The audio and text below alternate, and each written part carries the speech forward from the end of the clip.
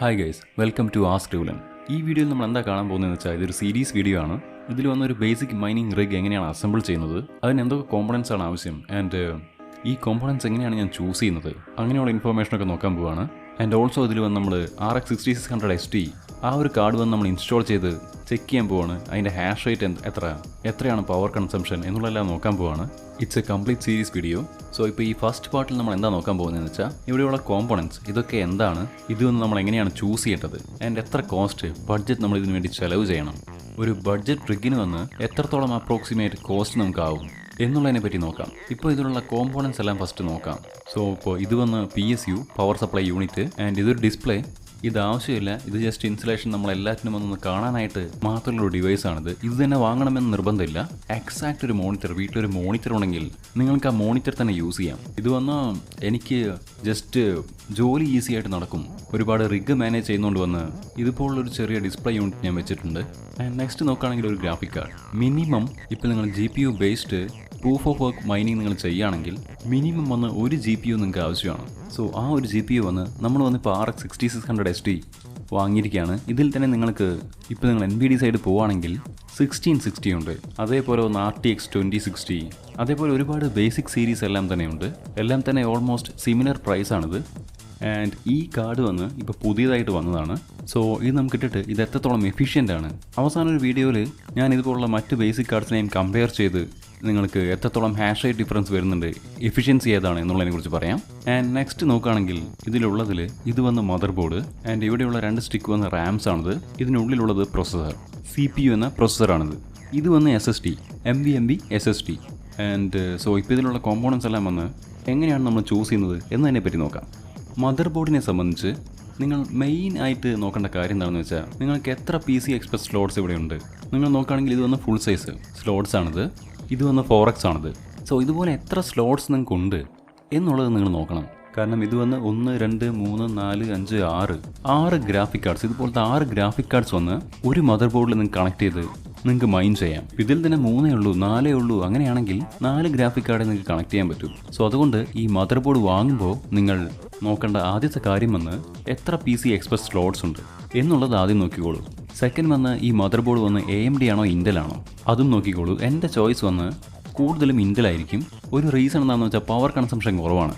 ഒരുപക്ഷെ നിങ്ങൾ ഈ പ്രോസസ്സർ യൂസ് ചെയ്ത് വേറെ എന്തെങ്കിലും CPU മൈനിങ് ചെയ്യുന്നുണ്ട്, അല്ലെങ്കിൽ ലെറ്റ്സ് സേ ഇപ്പോൾ SEO പ്ലോട്ടിങ് ചെയ്യുന്നുണ്ട്, ഇതുപോലെ എന്തെങ്കിലും ഒരു CPU ബേസ്ഡ് വർക്ക് അവിടെ ചെയ്യുന്നുണ്ടെങ്കിൽ AMD നോക്കിക്കോളൂ. ഇല്ലെങ്കിൽ Intel സെൽട്രോൺ ഇല്ലെങ്കിൽ i3 processor will have the lowest power consumption. കാരണം ആ ഓൾ മൈനിങ് റിക്കിൽ നിങ്ങളുടെ പ്രോഫിറ്റ്സ് ഏതിനെ ഡിപ്പെൻഡ് ചെയ്തിരിക്കുന്നു, എത്രത്തോളം കുറവ് പവറാണ് നിങ്ങൾക്ക് overall from the whole consume ചെയ്തുകൊണ്ടിരിക്കുന്നത്, അതാണ് നിങ്ങളുടെ മൈനിങ്ങിലെ പ്രോഫിറ്റ്സ് ഇൻക്രീസ് ചെയ്യുന്നത്. സോ അതുകൊണ്ട് എല്ലാ കോമ്പോണൻറ്റിലും പവർ എഫിഷ്യൻസി, പവർ ഏതാണ് എഫിഷ്യൻ്റ് ആയിട്ടുള്ളത് എന്നുള്ളതിനെ പറ്റി നോക്കണം. സോ അതുകൊണ്ട് ഈ ഒരു കോമ്പണൻറ്റിനെ സംബന്ധിച്ച് നോക്കുകയാണെങ്കിൽ ഈ ഒരു 4 ഐറ്റം നിങ്ങൾ കണക്ട് ചെയ്ത് ഒരു ഡിസ്പ്ലേയിൽ കണക്ട് ചെയ്താൽ ഇതൊരു കമ്പ്യൂട്ടർ, ഇത് ഇപ്പോൾ റൺ ആവും. സോ ഇതിൽ നിങ്ങൾക്ക് വിൻഡോസ് ഇൻസ്റ്റാൾ ചെയ്യാം, റാം ഇതിൽ ഓൾറെഡി ഉണ്ട്, ആൻഡ് ഗ്രാഫിക് കാർഡ് പോലും ആവശ്യമില്ല. ഇതിൽ ഓൺ ബോർഡ് HDMI ഔട്ട് ഉണ്ട്. ഇത് തന്നെ നിങ്ങളൊരു മോണിറ്ററിൽ കണക്ട് ചെയ്ത് കഴിഞ്ഞാൽ ഡയറക്റ്റ് ആയിട്ടൊരു ഔട്ട്പുട്ട് കിട്ടും. Pretty much you can straight away work. ഒരു മദർ ബോർഡ്, ഒരു കീബോർഡ് അല്ലെങ്കിൽ ഒരു മൗസ് കണക്ട് ചെയ്ത് കഴിഞ്ഞാൽ ഇത് it's A full fledge computer. So ഇതെല്ലാം അവസാനിച്ചു. സോ നെക്സ്റ്റ് നമ്മൾ നോക്കാൻ പോകുന്നത് GPU. So GPU it's A choice നിങ്ങൾക്ക് എന്താണെന്ന് വെച്ചാൽ AMD അല്ലെങ്കിൽ NVIDIA ആയിരിക്കും. എൻ്റെ ചോയ്സ് എപ്പോഴും NVIDIA is bit more stable and efficient mining card എന്ന് പറയും കമ്പയർ ടു AMD.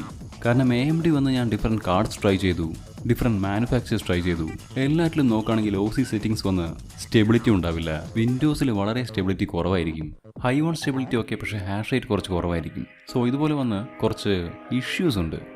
പെട്ടെന്ന് AMD കാർഡ് ഫുൾ ഫ്ലെഡ്ജ്ഡ് ആയിട്ട് റൺ ചെയ്ത് എഫിഷ്യൻ്റ് ആയിട്ട് കൊണ്ടുവരുന്നത് it's not as easy as NVIDIA. So NVIDIA നോക്കുകയാണെങ്കിൽ അത് നിങ്ങൾ റിഗ് ചെയ്യുകയാണെങ്കിൽ അത് വളരെ മോശമായിട്ടായിരിക്കും നന്നായിക്കൊണ്ടിരിക്കുന്നത്. സോ അതുകൊണ്ട് നമുക്ക് ആ ഒരു ലെവലിൽ നമുക്ക് ഈസി ആയിട്ട് AMD മാനേജ് ചെയ്യാൻ പറ്റില്ല. ബട്ട് എനിവേ, സോ ഇത് ഒരു പുതിയ കാർഡാണ്. So will try it out and see what happen. So ആ കാർഡ് വാങ്ങുന്നത് വരെ നിങ്ങൾ നോക്കുകയാണെങ്കിൽ ഫസ്റ്റ് തിങ് നിങ്ങൾ നോക്കേണ്ടത് ഇത് എത്രത്തോളം പ്രോഫിറ്റബിലിറ്റി ഉണ്ട്, പവർ കൺസംഷൻ എത്ര കോസ്റ്റിനാണ് നിങ്ങൾ വാങ്ങിക്കുന്നത്. കാരണം നിങ്ങളിപ്പോൾ ഈ കാർഡ് ഒരു 50,000 രൂപയ്ക്ക് വാങ്ങുകയാണ്. അത് ഒരു ദിവസത്തേക്ക് ലെറ്റ്സ് 100 രൂപ സമ്പാദിക്കുന്നുണ്ടെങ്കിൽ നിങ്ങൾ ഡിവൈഡ് ചെയ്യണം. Let's around 50,000 divided by 100 divide ചെയ്യുകയാണെങ്കിൽ എത്ര ദിവസം കൊണ്ട് ഈ 50,000 നിങ്ങളുടെ കയ്യിലേക്ക് വരും എന്നുള്ളൊരു കണക്ക് നിങ്ങൾക്ക് കിട്ടും. ബട്ട് റിമെമ്പർ, ഇതിൽ വന്ന് നിങ്ങൾ പവർ വന്ന് നിങ്ങൾ എക്സ്ക്ലൂഡ് ചെയ്യണം. ഈ പവർ സപ്ലൈ യൂണിറ്റ് വന്ന് വോളിൽ നിന്നിപ്പോൾ പവർ എടുത്തുകൊണ്ടിരിക്കുകയാണ്. സോ ഓരോ ദിവസം നിങ്ങൾ കറണ്ട് ബില്ല് കെട്ടിക്കൊണ്ടിരിക്കുകയാണ്. ഇത് എത്ര നാളായി റണ്ണായിക്കൊണ്ടിരിക്കുന്നു എന്നത് സംബന്ധിച്ച്. സോ കറണ്ട് ബില്ല് നിങ്ങൾ കഴിച്ച് നോക്കുകയാണെങ്കിൽ നിങ്ങൾ കാൽക്കുലേറ്റ് ചെയ്ത ദിവസങ്ങൾ വന്ന് ലെറ്റ്സ് ഒരു 100 ദിവസമോ 200 ദിവസമോ വന്ന് ആ 50,000 തിരിച്ചു വരുമെങ്കിൽ അതിൽ നിന്ന് വീണ്ടും എക്സ്ട്രാ ഒരു 50 ദിവസമോ 70 ദിവസമോ ഉണ്ടായിരിക്കും. കാരണം ആ പവർ സപ്ലൈ വന്ന് തീരണം. സോ ഇത് വന്ന് ഇലക്ട്രോണിക് ഇൻവെസ്റ്റ്മെൻറ്റ്, ഇത് വെച്ചാണ് നമ്മൾ GPU ചൂസ് ചെയ്യുന്നത്. അതുപോലെ റെസ്റ്റ് ഓഫ് ദ കോമ്പണൻറ്റ്സ് വന്ന് ഇത് വെറും മൈനിങ്ങിന് മാത്രമാണ് യൂസ് ചെയ്യുന്നതെങ്കിൽ ഞാൻ പറഞ്ഞ പോലെ ഈ ഒരു കോൺഫിഗറേഷനാണ്. സോ ഇതും നിങ്ങൾ നോക്കുകയാണെങ്കിൽ 6 GPU ഞാൻ ഒരിക്കലും ഇടാറില്ല. 1-2 GPU വെച്ചാണ് മൈനിങ് ചെയ്യാൻ പോകുന്നതെങ്കിൽ ഇത്രത്തോളം PC Express സ്ലോട്ട്സ് വെച്ച് നിങ്ങളത് വാങ്ങേണ്ട ആവശ്യമില്ല. ഇത് നിങ്ങൾ പറയുന്ന പോലെ 2-3 അതാകുമ്പോൾ ഇതിനേക്കാളും കുറവായിരിക്കും ജോലി. സോ അതുപോലെ വാങ്ങിക്കാം. ആൻഡ് കോസ്റ്റ് വൈസ് നിങ്ങൾ നോക്കുകയാണെങ്കിൽ നിങ്ങൾക്ക് മദർ ബോർഡ് വന്ന് കുറവ് PC Express സ്ലോട്ട്സ് വെച്ച് വാങ്ങിക്കുന്നത് ഇറ്റ്സ് ബിറ്റ് മോർ ചീപ്പർ. അതേപോലെ ഇൻറ്റൽ വേഴ്സസ് AMD നിങ്ങൾ നോക്കുകയാണെങ്കിൽ cost vice Intel and AMD almost similar ആയിരിക്കും. ആൻഡ് നിങ്ങൾക്ക് വന്ന് എന്താണ് പ്രിഫറൻസ് അത് വന്ന് നിങ്ങൾ യൂസ് ചെയ്യാൻ പോവുകയാണെങ്കിൽ അത് നോക്കി വാങ്ങിച്ചോളൂ. കൂടുതലും ഇൻറ്റൽ നിങ്ങൾക്ക് പവർ വന്ന് കുറവേ കൺസ്യൂം ആവുള്ളൂ. So that's a thing. And സ്റ്റോറേജിനെ സംബന്ധിച്ച് ഇത് വന്ന് NVMe SSD. ആൻഡ് ഇതിൽ നിങ്ങൾ നോക്കുകയാണെങ്കിൽ ഈ M2 SATA സ്ലോട്ട്സ് നിങ്ങൾക്ക് വേണം. സോ ഈ സ്ലോട്ടുള്ള മദർ ബോർഡ് നിങ്ങൾക്ക് ഈ SATA SSD വന്ന് നിങ്ങൾക്ക് ഇൻസ്റ്റാൾ ചെയ്യാൻ സാധിക്കും. ഇല്ല എന്നുണ്ടെങ്കിൽ റെഗുലർ SATA പോർട്സ് ഉണ്ടാവും, അതിൽ വന്ന് റെഗുലർ SATA നിങ്ങൾക്ക് ഇൻസ്റ്റാൾ ചെയ്യാം. ആൻഡ് എൻ്റെ സജഷൻ എന്താണെന്ന് വെച്ചാൽ നിങ്ങൾ ഇത് വാങ്ങിയിട്ട് ഇതിൽ നിങ്ങൾ ഇൻസ്റ്റാൾ ചെയ്തിട്ട് ഇതിൽ വിൻഡോസ് ഇൻസ്റ്റാൾ ചെയ്യുന്നതാണ് മച്ച് ബെറ്റർ.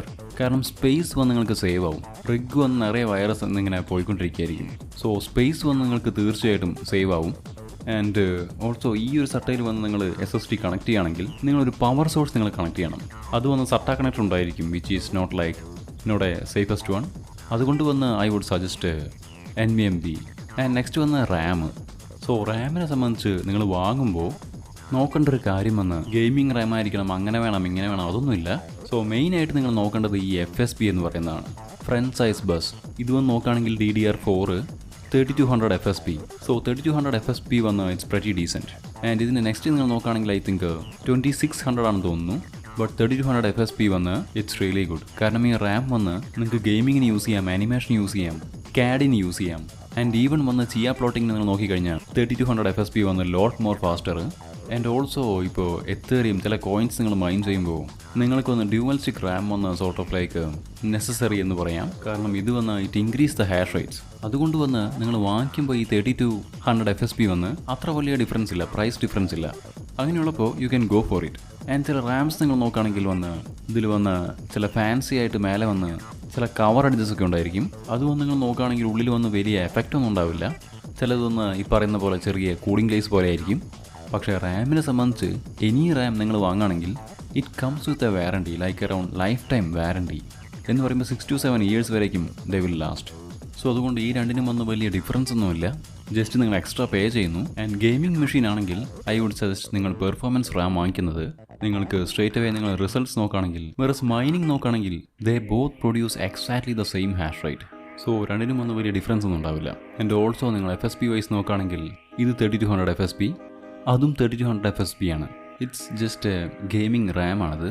അതിനൊരു എക്സ്ട്രാ കേസ് ഉണ്ട്, ആ ഒരു കാശ് മാത്രം എക്സ്ട്രാ ആയിരിക്കും. ഇതിലൊന്ന് ജസ്റ്റ് ഒരു സ്റ്റിക്കർ മാത്രമേ ഒടിച്ചിട്ടുള്ളൂ. And another thing guys before we move on to the next video. So ഇതിൽ വന്ന് ഈ മുകളിലുള്ള സ്റ്റിക്കർ വന്ന് ഇത് ആവശ്യമില്ല, ഇത് ഹീറ്റായി കഴിഞ്ഞാൽ ഉരുകിപ്പോവും എന്നിങ്ങനെ ഓൺലൈനിലൊക്കെ ചില മിസ്കൺസെപ്ഷൻസ് ഉണ്ട്. മാനുഫാക്ചറേഴ്സ് വന്ന് ഇത് നിങ്ങൾ റിമൂവ് ചെയ്യരുത് എന്ന് പറഞ്ഞ് ഇവിടെ ഒരു മാർക്ക് തന്നെയുണ്ട്. ഇവിടെ നിങ്ങൾ നോക്കുകയാണെങ്കിൽ ഡു നോട്ട് റിമൂവ് എന്ന് പറഞ്ഞിട്ടുണ്ട്. അതുകൊണ്ട് ഈ സ്റ്റിക്കർ നിങ്ങൾ റിമൂവ് ചെയ്യരുത്. അതേപോലെ റാമിൽ വന്ന് ഈ കവറേജും റിമൂവ് ചെയ്യരുത്. ഇത് റിമൂവ് ചെയ്ത് കഴിഞ്ഞാൽ നിങ്ങൾക്ക് വാറണ്ടി ക്ലെയിം ചെയ്യാൻ പറ്റില്ല. സോ അതുകൊണ്ട് ഇത് നിങ്ങൾ ഇങ്ങനെ തന്നെ ഇട്ടാലും Ram will just work just fine. Ram വന്ന് അത്രത്തോളം ഹീറ്റ് ആവില്ല. സോ അതുകൊണ്ട് it will be okay. So this is the first video guys. നമ്മൾ വന്ന് ഇതിനെന്തൊക്കെ കോമ്പോണൻസ് ആണ് ആവശ്യം. ആൻഡ് ഫൈനലി വന്ന് PSU സംബന്ധിച്ച് എപ്പോഴും ബെസ്റ്റ് ക്വാളിറ്റി വാങ്ങിച്ചോളൂ.